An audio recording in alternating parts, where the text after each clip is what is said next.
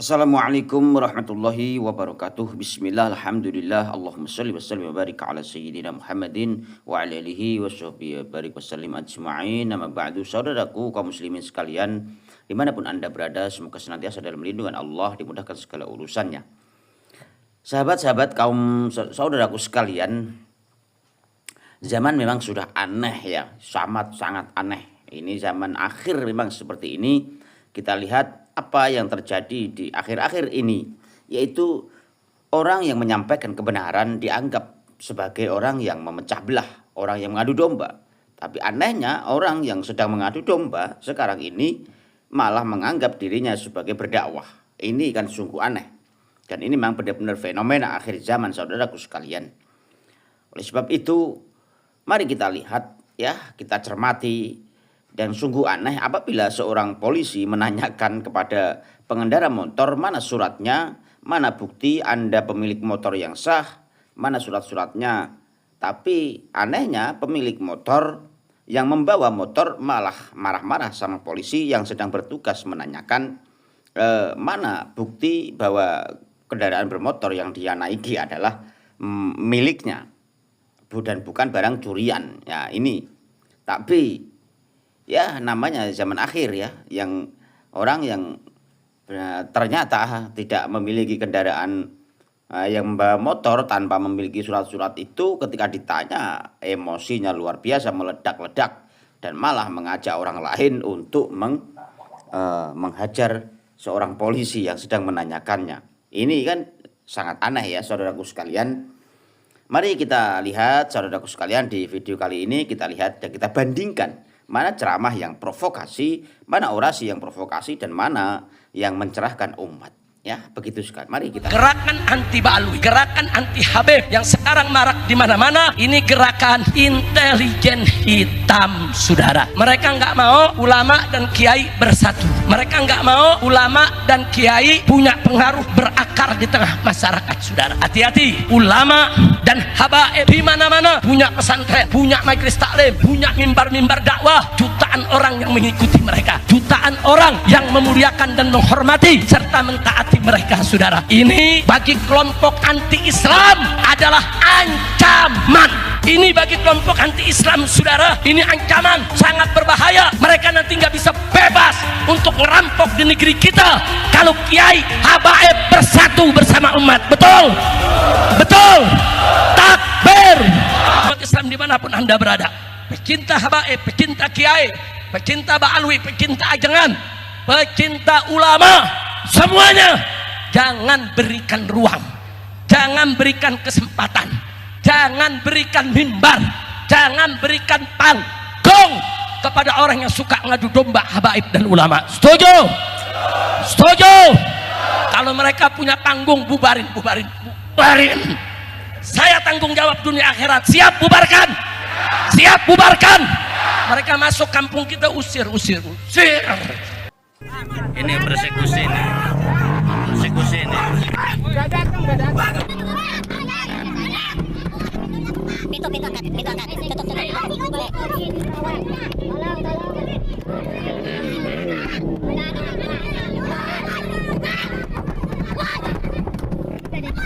Ini.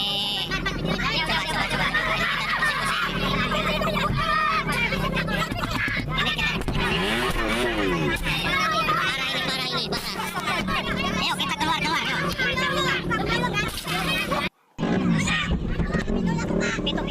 Persekusi itu bagus Mogi di Kerawang. Ini gak ada pembantu ini, gak ada kepolisiannya. Iya udah Pak.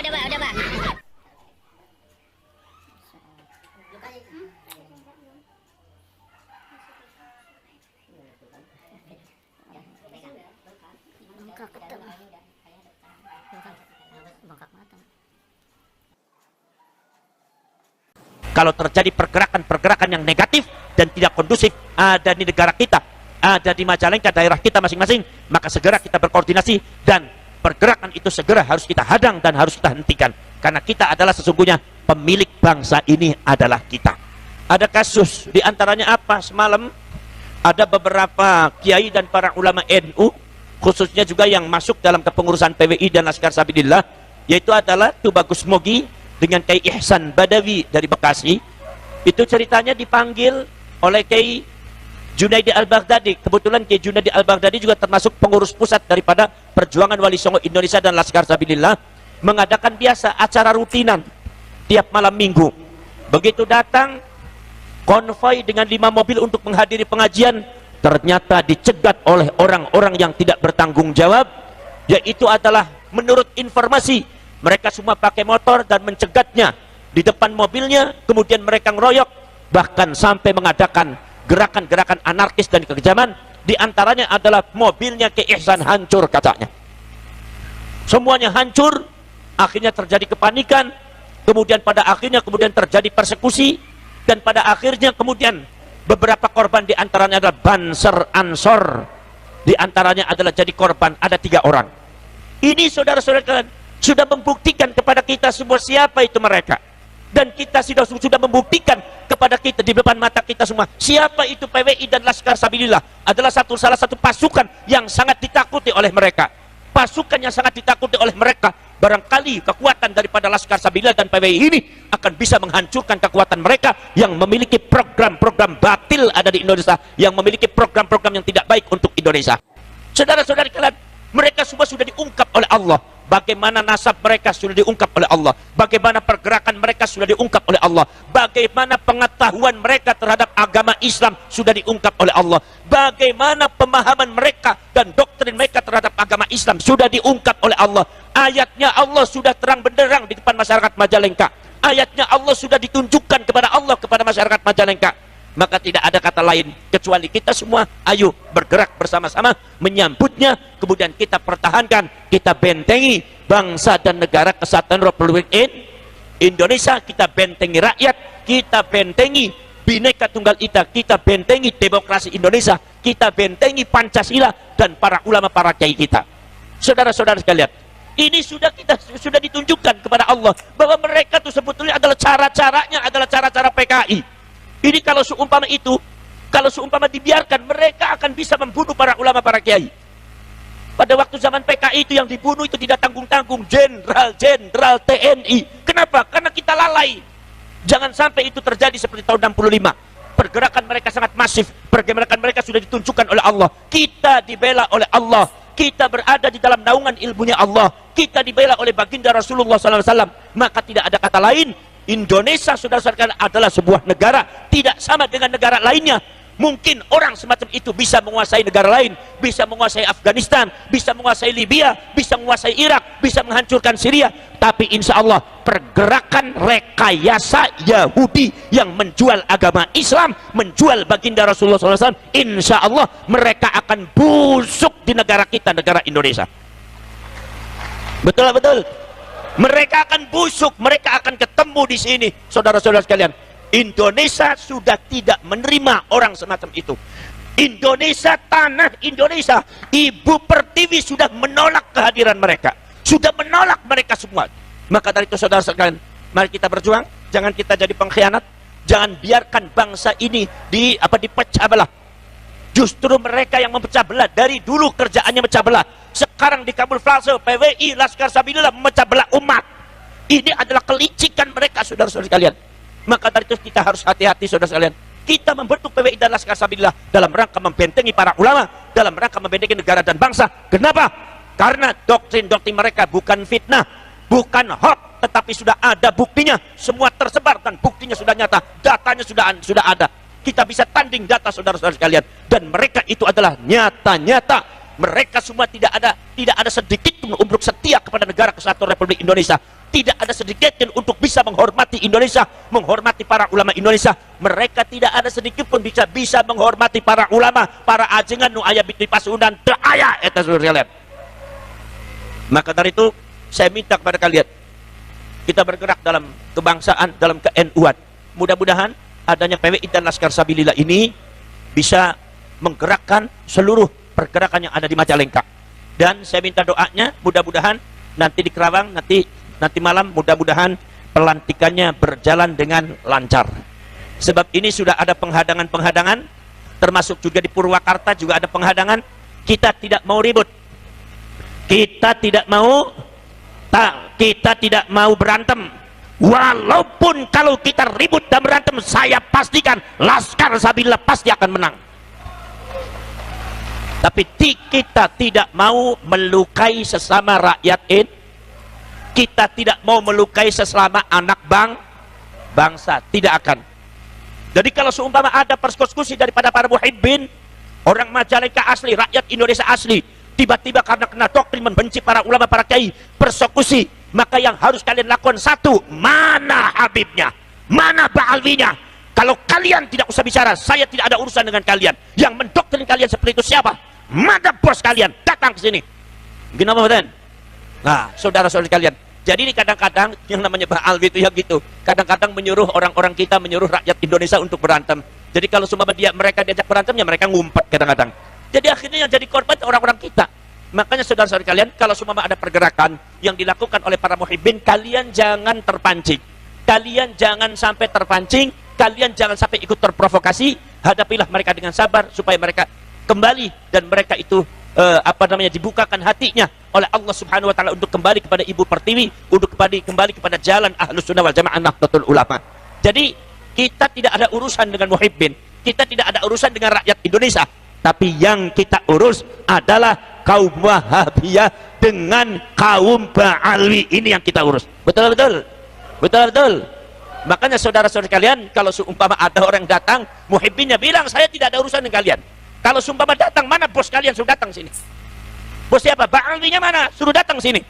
Anda di Indonesia jangan macam-macam, jangan mempengaruhi, jangan mendoktrin rakyat yang tidak benar. Ini bangsa saya, ini tanah kelahiran saya. Betul. Saudara-saudara sekalian itu. Kemudian juga saya minta kepada aparat daripada Polri dan TNI untuk lebih tegas lagi dalam membela bangsa dan negara. Kenapa? Karena ada beberapa oknum-oknum Polri yang kadang-kadang rada ambivalen terhadap pembelaan terhadap bangsa dan negara, padahal mereka sudah sumpah di depan negara, di depan bangsa, dan sumpah di depan bangsa, di depan negara itu sama dengan sumpah di depan Allah Subhanahu wa taala. Saudara-saudara kalian, saya minta panjenengan semua sabar, panjenengan semua juga saya minta tegakkan badan, bangunlah badannya, bangunlah jiwanya, bangunlah badannya. Kalian hadapi mereka dengan gagah, kalian hadapi mereka dengan kesatria. Laskar Sabilillah tidak boleh melempem, tapi yang gagah. Tidak boleh takut sama siapapun, karena ini adalah demi negara, demi bangsa, demi leluhur, demi sejarah para wali. Maka orang-orang Wahabi tahu, orang Ba'alwi juga sama. Apa? Yaitu adalah memisahkan budaya dari syiar Islam. Seolah-olah kalau budaya Pasundan itu nggak ada hubungannya dengan Islam. Seolah-olah kalau kita pakai blangkon Pasundan, seolah-olah bukan Islam. Seolah-olah kalau kita pakai imamah biar orangnya bodoh, seolah-olah kayak Wali Songo. Kalau nggak percaya silakan. Panjenengan yang nggak bisa ngaji, nggak pernah mondok, baca Al-Quran nggak bisa, saya kasih imamah udeng-udeng, saya kasih gamis, saya kasih sorban, masuk di pesantrennya Aba Ja'far, insya Allah santri semuanya nyucup tangan sampean semua. Percaya apa enggak? Percaya apa enggak? Ini menunjukkan apa? Mereka sudah berhasil mengikat masyarakat dalam budaya mereka. Saudara-saudara sekalian, tapi kalau seumpama ada orang pakai blangkon masuk di rumahnya Aba Ja'far, insya Allah dicuekin, karena dianggapnya blangkon itu tidak Islam. Yang Islam itu adalah budaya Arab. Ini yang dibangkitkan oleh Nahdlatul Ulama, bahwa Islam itu bukan budaya Arab, bahwasanya budaya kita pun sudah di Islam. Yang namanya blangkon tuh imamah batik, ada batik Jawa, ada batik Sunda, itu imamah sebetulnya, udeng-udeng sebetulnya, cuma simpel saja dijadikan adat budaya. Saudara-saudara sekalian, budaya kalian semua Pasundan, silakan, dari mulai tariannya, dari mulai wayangnya, termasuk wayang golek. Saya bilang bahwasanya di wayang kulit dan wayang yang ada di Jawa Tengah, termasuk Mahabharata, termasuk apa yang ada yang suka ditampilkan oleh Kang Asep Sunandar, itu semua ceritanya adalah cerita moralitas yang sangat tinggi, cerita akhlak yang sangat tinggi. Tidak ada satu adu domba sedikit pun, tidak ada untuk mencaci maki, tidak ada. Dia bicara masalah akhlak dan data-data sejarah, yaitu saudara-saudara, termasuk juga ajaran-ajaran tentang contoh masalah yang berkaitan dengan Mahabharata, Bratayuda. Ternyata Mahabharata dan Bratayuda Indonesia itu ceritanya sudah diislamkan, jadi tidak sepenuhnya sama dengan yang ada di India. Padahal Bratayuda dan Mahabharata itu asalnya dari India. tetapi ceritanya agak berbeda. Contoh, di Mahabharata dan Bratayuda itu ada Jamus Kalimasodo. Jamus Kalimasodo itu adalah merupakan satu sisipan daripada para ulama, para wali, khususnya Sunan Kalijaga dalam rangka memasukkan Islam, dakwah Islamiyah di dalam adat budaya orang Jawa, baik Jawa Barat ataupun Jawa Tengah dan Jawa Timur. Saudara-saudara kalian, Jamus Kalimasodo itu adalah kalimat syahadat. Betul. Kemudian ada lagi Punakawan. Punakawan itu yang menciptakan siapa? Yang menciptakan Punakawan itu Sunan Kalijaga. Ada Bagong, ada Gareng, ada Petruk, ada Semar. Itu cerita Punakawan di Mahabharata asli dan Bratayuda. Jadi India itu nggak ada. Makanya kalian semua, kalau kalian lihat di film Bratayuda dan Mahabharata yang ada di sinetron India, silakan Anda cari Jamus Kalimasodo, tidak akan ada. Silakan Anda cari Punakawan, Semar ada di mana? Pasti tidak ada. Karena itu adalah merupakan satu sisipan daripada metode dakwah Islamiyah yang dilakukan oleh para wali. Jadi jangan ragu-ragu. Sekarang sebagai anak cucunya, mari kita rekatkan kembali adat budaya Sunda dengan syiar Islam. Jadi kalau panjenengan itu mengadakan maulid Nabi, pakai belangkon, pakai batik. Udah yang pakai jubah mah saya aja sendiri nggak apa-apa. Leres ente, anjir mah pakai batik wae. Tah, Aib Alizen tah dari benda kerap pakai batik, pakai belangkon, langkung gantengnya. Leres ente. Upami gaduh istri siji deui mah rada pantes gitu nya. Leres ente. Itu belangkonnya dipakai, ikatnya dipakai ikat. Leres ente. Ikatnya dipakai. Saudara-saudara sekalian, jadi kalau seumpama metode dakwah Islamiyah yang ada di Bali, di Pasundan, ulama Pasundan itu tidak alergi terhadap adat budaya yang belum Islam. Bukan dibuang, bukan diharamkan, tapi justru orang sadaya nate masuk ke dalam adat budaya dan adat budayanya diislamkan. Itu metodenya masa ulama ajengan kiai-kiai para wali Pasundan. Leres ente. Bukan ini kafir, ini musyrik, ini gak sesuai dengan Islam. Leres ente. Contohnya naon? Contohnya Trisula. Nu aya di mandir-mandir aya, tapi di masjid-masjid sepuh di Pasundan aya, di Jawa aya, padahal eta teh masjid kok aya Trisula na. Kunaon sababa? Ini metode supados masyarakat Sunda pindah dari mandir ke masjid teh tidak terlalu berat. Kunaon sababna? Sebab ayat Trisula na cuma isina benten. Nek di mandir isina agama Buddha Hindu. Kalau sudah masuk di masjid dan di musola, masuk di tajuk isinya tahlilan dan sholat kepada Allah, maka masyarakat Pasundan akhirnya tidak terlalu berat untuk masuk ke dalam Islam. Maka Trisula pun sampai di masjid Buntet masih ayah. Padahal Trisula teh padahal Trisula teh termasuk lambangnya Hindu Buddha. Tapi bagi kita, wah itu kan bukan lambang, kita anggap aja apa seni. Trisula ya udah iman Islam ihsan itu wae ditakwil. Nu penting naon? Nu penting teh orangna jalma teh ya iku adalah hatina parantos Islam dan iman kepada Gusti Pak supados jadi penderekna Kanjeng Nabi Muhammad sallallahu parantos Islam. Teu aya masalah. Itu yang disebut dengan dakwah Islamiyah dengan menghadapi adat budaya, memasukkan ajaran Islam dengan cara awalnya adalah deideologisasi. Deideologisasi maksudnya adalah itu yang namanya mandir, ideologi Hindunya dibuang dulu, dianggap seni, masukkan ke dalam masjid, ya akhirnya jadi Islam. Leres ente. Jadi yang namanya ulama-ulama Kiai Pasundan deh lapang dadana, luas pikiranna, eta ambak socakna. Celikna teh kuping teh masuk ngadenge kan luar biasa luasna. Maka dari itu tidak pernah marah. Orang kalau seumpama pinter dan bijak nggak pernah marah. Yang suka marah-marah tuh biasanya ilmunya tanggung. Marah-marah wae. Mentang-mentang jangankan sama adat budaya, ada orang kunut aja di haram-haram tan Majalengka kunut sesat. Wah, orang Majalengka ngamuk-ngamuk, abdi teh orang NU, kunut sesat kumaha? Sianu sesat teh. Enggak, kunut sesat. Enggak, kamu yang enggak kunut sesat. Kunut sesat, yang enggak kunut sesat. Jadi kan akhirnya orang bingung, mau kunut sesat, enggak kunut juga sesat. Ya udah kata anak muda bilang, untung saya mah nggak pernah sholat subuh jadi nggak pernah sesat, padahal mah paling sesat. Leres ente. Saudara-saudara sekalian, di sini saudara-saudara sekalian pergerakan kita adat budaya jangan lupa. Ini barangkali sesuatu yang belum digarap oleh Nahdlatul Ulama secara sempurna, walaupun sudah ada les bumi. tetapi kerap di dalam acara-acara NU adat budaya tidak pernah disertakan. Maka saya sengaja setiap ada acara PWI dan Laskar Sabilillah dan ke-NU-an, saya ajak tuh yang namanya Ambo dari Bandung, saya ajak untuk menyanyikan tembang syahadat Prabu Siliwangi. Tadi sudah diutarakan belum? Itu sudah tampilkan belum, Ambo? Alhamdulillah. Begitu hebatnya itu syahadat, yaitu ada tembang atau kidung syahadat Prabu Siliwangi, dan saya yakin banyak kidung-kidung yang lainnya dan banyak adat budaya yang lainnya. Tolong masyarakat Majalengka bela itu adat budaya, ungkapkan itu adat budaya, digali adat budaya. Nah, sekarang ini sudah terpendam sudah lama, paling-paling ditampilkan pada acara-acara seremonial. Ada acara di kabupaten, ada acara penyambutan, ada acara keolahragaan, dibuka, barulah di situ tampilkan adat budaya. Tapi kalau di setiap acara maulid, di setiap acara yang berkaitan dengan agama, hampir nyaris tidak pernah ditemukan.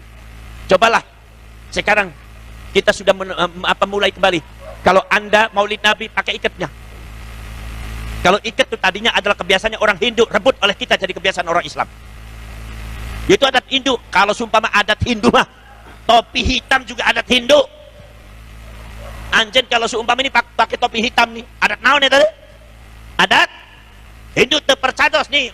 Orang tadi India itu Islami, genep tahun di India. Begitu saya pagi-pagi subuh, setelah subuh pagi-pagi saya mau sarapan, ini subhanallah, banyak orang pakai sarung kotak-kotak, pakai peci cemeng. Saya pikir nih, persis kayak orang Majalengka mau Jumatan. Pakai apa? Pakai pakaian, pakai sarung kotak-kotak, pakai naon eta, pakai topi, pecinya peci hitam. Makanya di India tuh banyak peci hitam. Saya pikir orang mau Jumatan, tapi ini kan hari Minggu, pagi lagi. Ternyata mereka adalah orang Hindu mau kemandir. Makanya kalau kita lihat eta di Bali, saudara-saudara kalian, eta sarungnya kotak-kotak. Di India oke sarungnya kotak-kotak. Bahkan di India coraknya lebih banyak lagi kotak-kotaknya, persis seperti sarungnya anjen di dia. Jadi kalau sumpama anjen terlalu fanatik, itu adat Hindu, enggak boleh. Ya kalau begitu copot aja tuh topi cemengna anjen. Jangan pakai sarung. Udah sarungnya dibuang wae. Dikumpulkan wae ngangge santrinya Aba Ja'far, lumayan gratisan. Leres henteu? Jadi kita itu cuma metodenya ulama-ulama dan para ajengan zaman kapungkur nu aya di Pasundan, bukan alergi dan anti terhadap adat budaya, tapi adat budaya itu direbut dan nilainya kita ambil, nilai moralnya, ideologisasinya dihilangkan, baru kemudian dimasukkan ke dalam Islam. Akhirnya sekarang topi hitam di Pasundan sudah menjadi ciri khas orang Islam. Sarung kotak-kotak sudah menjadi ciri khas orang Islam. Leres henteu? Ini kehebatan daripada ulama-ulama Pasundan zaman kapungkur. Leres henteu? Maka jangan suka dihilangkan, jangan suka digorengkan. Saya minta kepada panjenengan semua, adat budaya diungkapkan. Senimanna mana di Majalengka? Budayawanna mana? Ayo upami aya maulidan, aya acara haul, tak budaya sudahna. Degung eta isinya nasihat sadaya. Leres henteu? Nasihat karena kahuripan, nasihat karena eling ka kematian, nasihat ngamasian pihormat ka orang tua dan para guru, nasihat akhlak, nasihat sabar, tawakal, pasrah kepada Allah. Eta degungna mana? Makanya kalau semua ada acara haul, kidung ditampilkan, degungna ditampilkan. Leres henteu? Adat budaya Pasundan ditampilkan. Kemudian saudara-saudara kalian, panitianya teu mesti kedah ngangge peci cemeng, tidak mesti harus pakai peci putih, sekali-kali teh pakai blangkon, supaya blangkon teh di Pasundan hidup lagi. Setuju ente? Setuju ente? Pakai adat Sunda, pakai sarung, pakai baju petak, kemudian di sini pakainya blangkon, pakai adat budaya Sunda. Insya Allah nilai peradaban dan nilai akhlakul karimahnya lebih tinggi daripada yang lainnya. Leres henteu? Saudara-saudara kalian, saya ucapkan juga terima kasih kepada para ulama, para kiai dan pejabat pemerintah, baik polisi dan militer dan pejabat pemerintah yang lainnya, untuk mengapresiasi pelantikan daripada perjuangan Wali Songo Indonesia dan Laskar Sabilillah ini. Saya minta doa kepada panjenengan semua, mudah-mudahan untuk yang akan datang khususnya nanti malam di Kerawang, mudah-mudahan